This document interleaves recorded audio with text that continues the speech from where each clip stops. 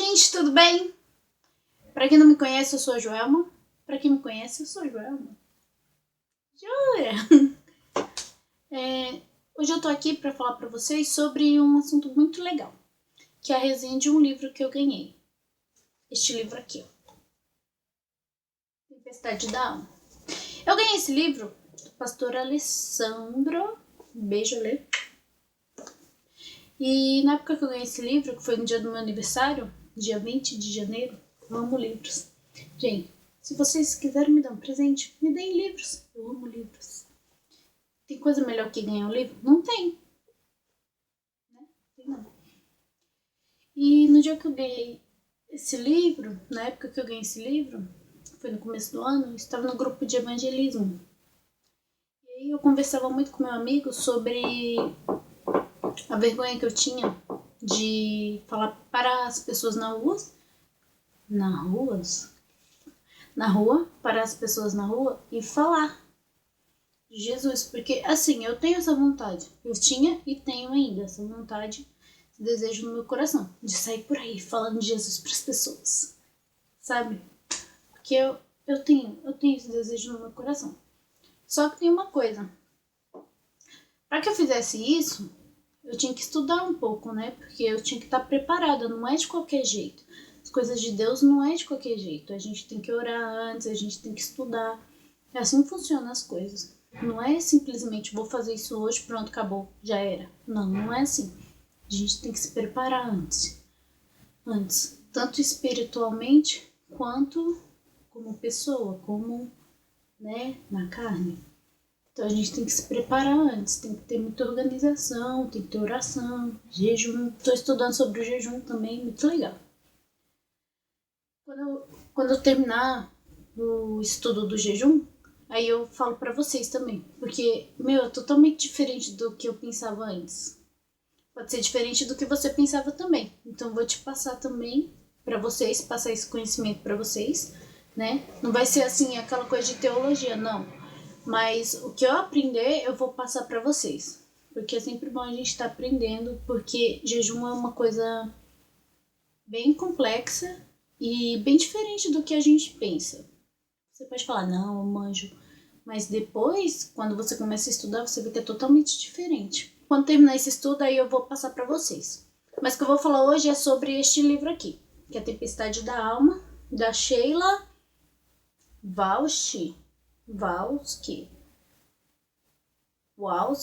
Sheila, a Sheila.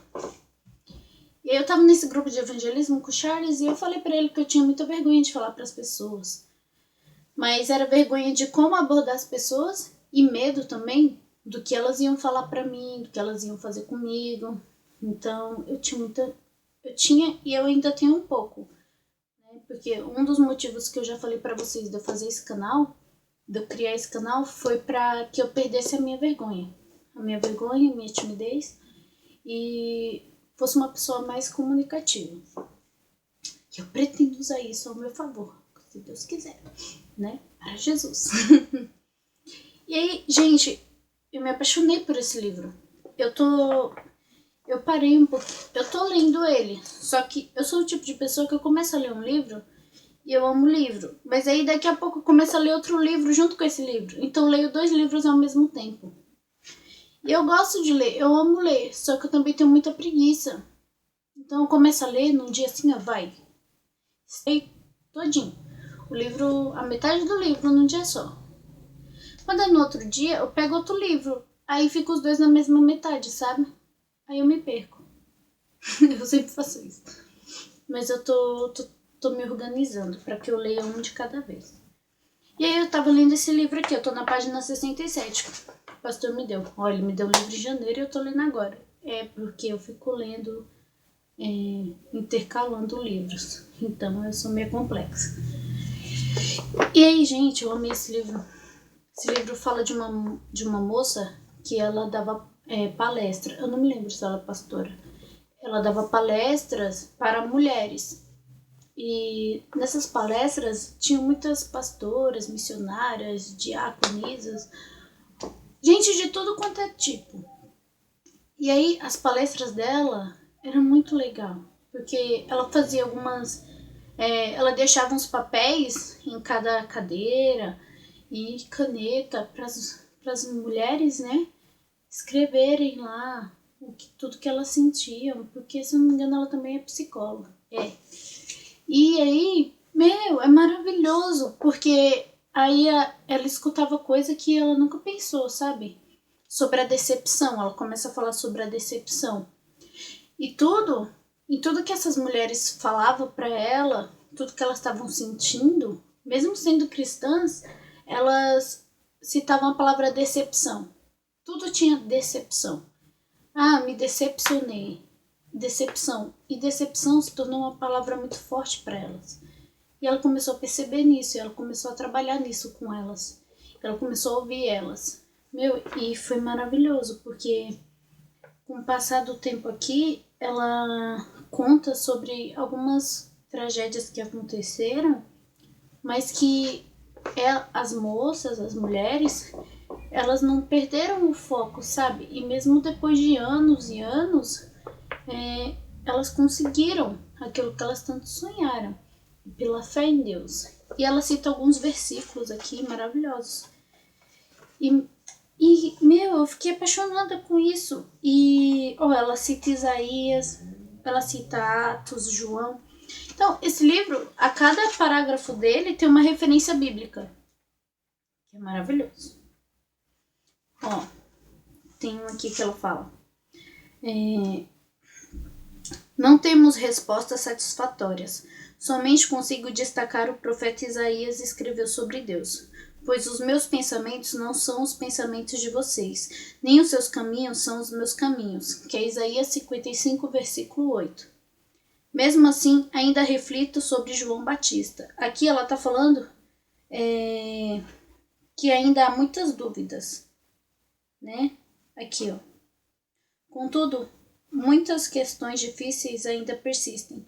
Cristo não cede a todas as mulheres a graça de um encontro tão dramático quanto aquele vivenciado pela mulher da história do Evangelho de Marcos. Então perguntamos: se Deus nos ama da mesma forma porque uma mãe roga pela restauração de sua família sem nada conseguir, enquanto outra ora com a mesma intensidade encontra rapidamente a esperança e tem sua oração atendida? Porque Deus intervém quando oramos pedindo cura, mas às vezes nenhuma cura acontece, ou pelo menos não de uma forma que faça sentido para nós. Gente, essa parte é maravilhosa, porque nós temos essas dúvidas. Porque a maioria das pessoas que eu conheço que falam que não acreditam em Deus, né, que Deus não existe, já foram cristãos. E essa parte aqui do livro é muito interessante, que tá falando sobre a cura do câncer de uma moça. E que a gente tem muita dúvida, que a gente começa a questionar Deus, sabe? Por que a gente começa a comparar a nossa vida com a vida de outras pessoas, e a gente não deve fazer isso. Porque cada um tem um tempo determinado. Os pensamentos de Deus não são os nossos pensamentos. O pensamento dele é maior que o nosso, o caminho dele é maior que o nosso. Então a gente não pensa como ele pensa. Ele pensa 1000 vezes melhor que a gente. O pensamento dele é maior que o nosso. E a gente sempre tem essas dúvidas. A gente começa a comparar a nossa vida com a da outra pessoa. Nossa, tal pessoa casou, eu tô aqui há tanto tempo, e tal pessoa fazia isso, fazia aquilo, e eu aqui há tanto tempo orando e não casei. Gente, tudo tem... Eclesiastes 3. Tudo tem o seu tempo determinado. Tem tempo de chorar, tem tempo de sorrir, tem tempo de ficar comparando a sua vida com a de outra pessoa, que não é a mesma coisa, entendeu? Então, eu recomendo muito esse livro para vocês, porque, teve um dia que eu pedi perdão a Deus até, que eu briguei muito feio com a minha mãe. Nesse dia, eu chorei, muito, muito mesmo. Aí eu fui ler esse livro. Gente, e aí eu fui orar e li esse livro, né? Peguei a Bíblia, sentei, era nesse quarto aqui, esse quarto não tinha nada ainda. Tava todo, não tinha móvel, não tinha nada aqui dentro. E aí eu peguei meu cobertor, sentei no chão, peguei a Bíblia, esse livro, e fui orar. Eu orei, chorei tanto a Deus naquele dia. E aí eu fui ler esse livro. Gente, eu comecei a ler, não parei mais. Eu chorava e chorava. Meu, a cada coisa que eu tava sentindo naquele momento é que esse livro tava falando. A cada dúvida, a cada coisa que eu tava sentindo, tava tudo aqui, né? E eu orei a Deus também, então chorei pra caramba aquele dia. Pedi perdão, né? Porque não seja rebelde com seus pais, né? Seus dias não serão prolongados na terra. Mas respeitem os seus pais, viu? Então, gente, eu super recomendo esse livro. Deixa eu mostrar pra vocês de novo. Super recomendo. Eu não vou falar de todo esse livro aqui, porque, né, quando eu terminar de ler ele todinho, aí eu falo pra vocês. Mas, meu, maravilhoso. Fala da mulher do fluxo de sangue, da perseverança dela. Fala de tudo. Eu amo essa passagem. Fala de tudo. Lucas 7, ó. João Batista. Meu, fala de tudo. Muito legal. Cadê? Ó, tá vendo? Atos 2. Atos dos Apóstolos. E aí tem bastante coisa aqui. Firme? Firme na rocha. Firme na rocha, gente. Firme, firme, firme nas promessas de Jesus, ó Cristo. Enfim, gente, é isso. Meu, maravilhoso esse livro.